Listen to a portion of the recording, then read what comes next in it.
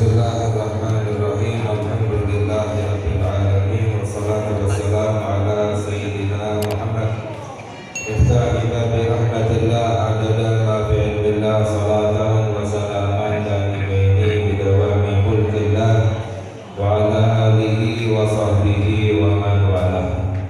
Allahumma inna nas'aluka fahman nabiyyin wa hifdzal mursalin wa ilhamal malaikatil muqarrabin. Allahumma aghnina bil ilmi wa zayyinna bil hilmi wa akrimna bit taqwa wa jamilna bil afiyah ya arhamar rahimin amin ya rabbal alamin.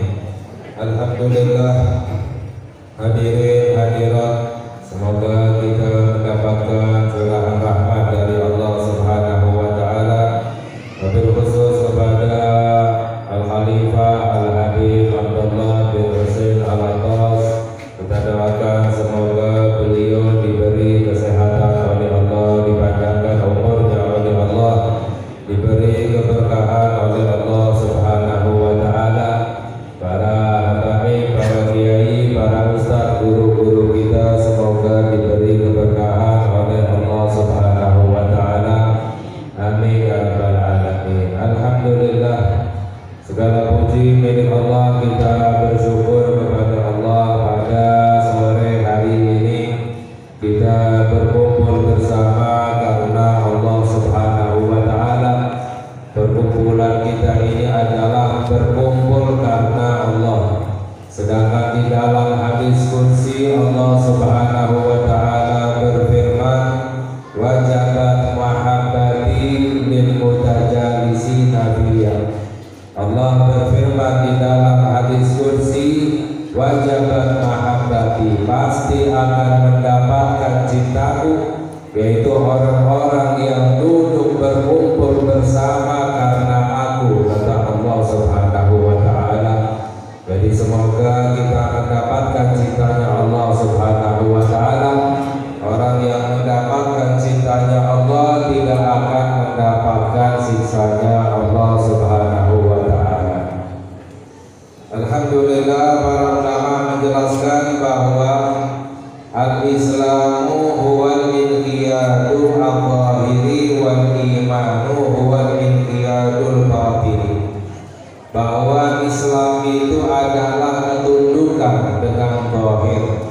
Tunduk kepada Allah dengan zahir itu adalah Islam, yaitu dengan mengucapkan dua kalimat syahadat, mendirikan sholat, menunaikan zakat. Wal iman, dan iman itu adalah al-inqiyadul batini, ketundukan secara batin. Tunduk kepada Allah dengan batin, dengan hati, itu yang namanya iman. Iman tunduk kepada Allah, iman kepada Allah, malaikat-malaikatnya, kitab-kitabnya, utusan-utusannya. Faman jama'a bainahuma fahuwa mu'minun kamilun. Maka barang siapa yang menggabungkan antara Islam dan iman, tunduk kepada Allah dengan zahirnya, tunduk kepada Allah dengan batinnya, maka itu yang dinamakan orang mukmin yang sempurna, kamilun. Wa man tarakahuma fahuwa kafirun kamilun.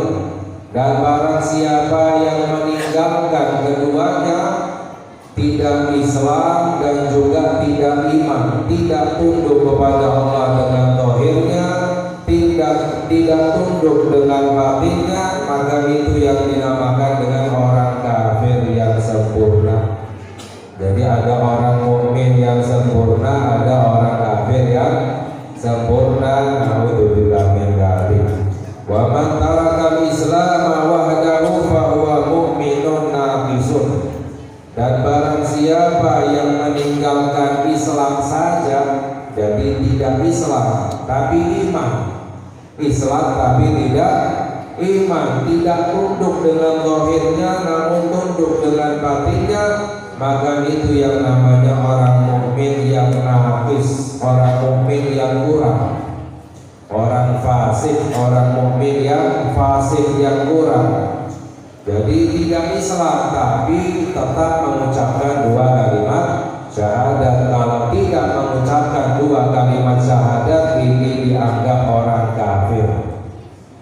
Tapi kalau seandainya mengucapkan dua kalimat syahadat tapi tidak sholat, tidak puasa, tidak zakat, tidak haji, ya, tapi beriman kepada Allah, malaikat-malaikatnya semuanya, itu dinamakan dengan orang mukmin yang nakis, yang kurang, yang fasik, karena tidak menjalankan perintah Allah Subhanahu wa ta'ala. Wa man tarakal imana wahdahu fahuwa munafik. Dan barang siapa yang meninggalkan iman saja, jadi tidak iman tapi Islam, ya, mengucapkan dua kalimat syahadat, sholat, zakat, puasa, haji dan lain sebagainya, tapi tidak beriman kepada Allah Subhanahu wa ta'ala, tidak beriman kepada malaikat-malaikatnya, kitab-kitabnya, utusan-utusannya, itu yang dinamakan orang yang munafik. Orang munafik kelihatannya syahadat, sholat dan lain sebagainya, tapi tidak beriman kepada Allah Subhanahu. Wala yanfa'u ahaduhuma dunal akhari, dan tidak bermanfaat salah satunya tanpa yang lain. Islam tidak ada manfaatnya tanpa iman, iman tidak ada manfaatnya tanpa Islam. Jadi harus dengan keduanya. Fa'innal munafiqina kanu mustaslimina zahiran yusalluna wa yasumuna walakin kana indahum takdzibun batini wa adamu tasdiqin. Dahulu orang-orang munafik itu mustaslimin, tunduk pasrah kepada Allah Subhanahu wa ta'ala dengan zahirnya. Mereka sholat di hadapan Nabi Muhammad SAW, mereka puasa, ya, akan tetapi mereka batinnya itu mendustakan. Batinnya itu dusta, tidak beriman kepada Allah Subhanahu wa ta'ala, mendustakan Nabi kita Nabi Muhammad SAW. Ya, qalatil a'rabu amanna, sehingga Allah menceritakan tentang orang-orang munafik, orang A'rab, mereka berkata, orang-orang Badui, amanna, kami beriman, padahal hatinya mereka tidak beriman. Qul lam tu'minu walakin qulu aslamna. Allah menjawab, katakanlah kepada mereka, kalian belum beriman tapi kalian baru Islam. Jadi baru Islam saja, tunduk dengan zahirnya, iman hatinya belum beriman kepada Allah Subhanahu wa ta'ala. Ini contoh orang yang munafik. Dan contoh orang yang iman tapi tidak Islam, yaitu dahulu wa ulama'ul yahud kana indahum tasdiqun batiniyun bi anna nabiyyana Muhammadan Rasulullah wa anna ma jaa bihi haqqun walakin kana indahum istikbarun wa adamu inqiyadin fala yanfa'uhum dzalika. Dahulu orang-orang Yahudi mereka beriman kepada Nabi kita Nabi Muhammad Sallallahu Alaihi Wasallam. Mereka percaya Nabi Muhammad adalah utusan Allah Subhanahu wa ta'ala, namun mereka istikbar, sombong, egois. Mereka tidak mau tunduk kepada Nabi Muhammad Sallallahu Alaihi Wasallam, padahal mereka percaya. Namun iman mereka tidak bermanfaat, iman mereka tidak diterima oleh Allah Subhanahu wa ta'ala. Nah, jadi iman saja, percaya hatinya kan, tapi tidak mau tunduk dengan zahirnya, yang tak manfaat. Ya.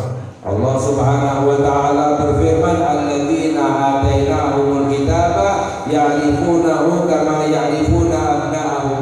Allah berfirman di dalam Al-Quran, orang-orang yang kami beri kitab, Yahudi, Nasrani, mereka mengenal Nabi Muhammad seperti mereka mengenal anaknya sendiri.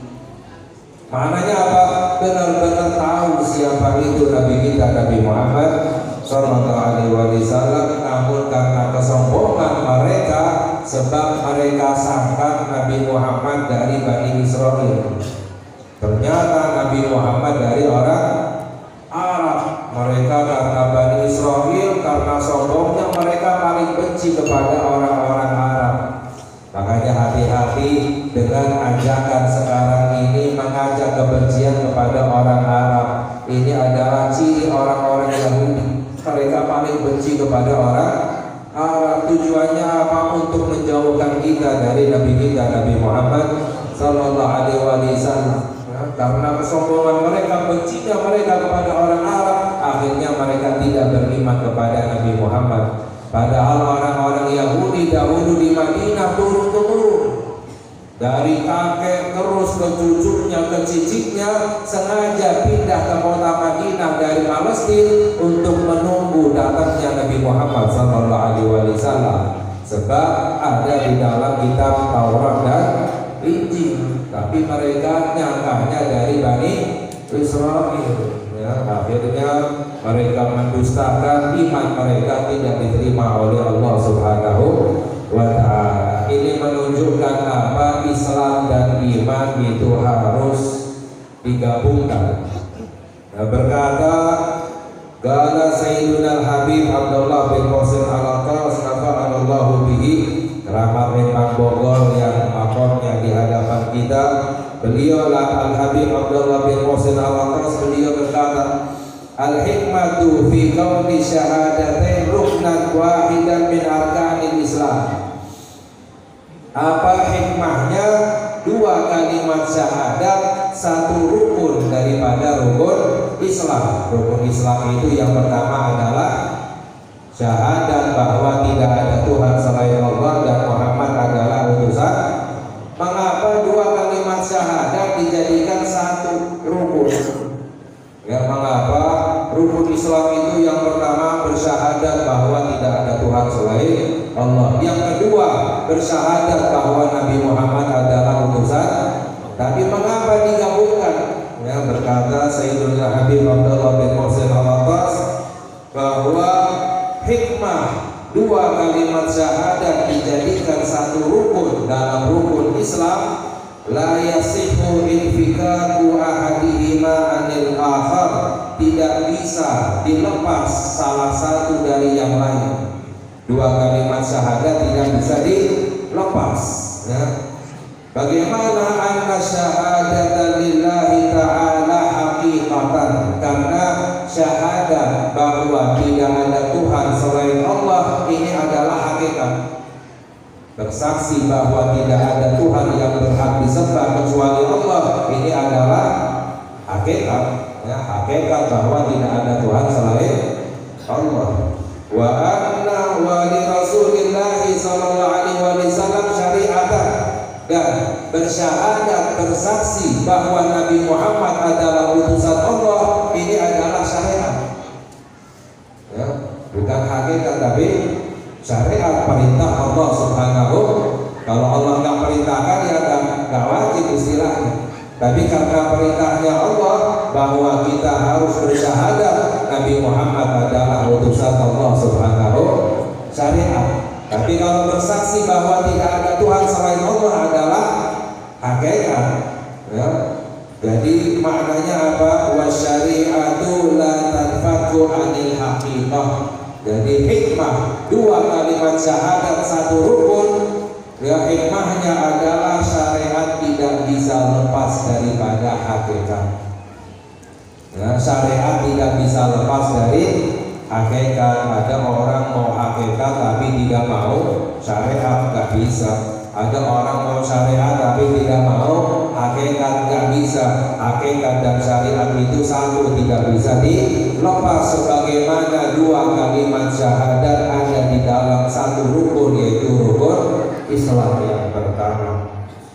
Ai innahuma kasyai'il wahid la yuqbalu tafriqatu bainahuma, seperti satu kesatuan yang tidak bisa dilepas, tidak bisa dipisahkan. Ini adalah makna daripada firman Allah Subhanahu wa ta'ala, wa rafa'na laka dzikrak, dan kami angkat sebutanmu wahai Nabi Muhammad. Sebutannya Nabi Muhammad diangkat oleh Allah Subhanahu wa ta'ala. Maknanya apa? Di dalam tafsir maknanya la uzkar illa wa tuzkar ma'i, tidaklah aku disebut wahai Nabi Muhammad kecuali kecuali engkau disebut bersamaku. Karena pada arus pintu surga semua sebelum Allah menciptakan segala sesuatu itu sudah ada la ilaha illallah Muhammadur Rasulullah. Jadi syariat itu adalah ilmu agama, ibaratnya seperti kapal. Lalu thariqah, ya, thariqah itu ibaratnya lautan, menjalankan, mengamalkan ilmu. Itu namanya thariqah, ya, punya kapal, punya ilmu, punya syariat, lalu dilabuhkan mengarungi samudra, itu namanya thariqah. Baru mendapatkan mutiara yang dicari di dalam tengah lautan, itu yang namanya hakikat.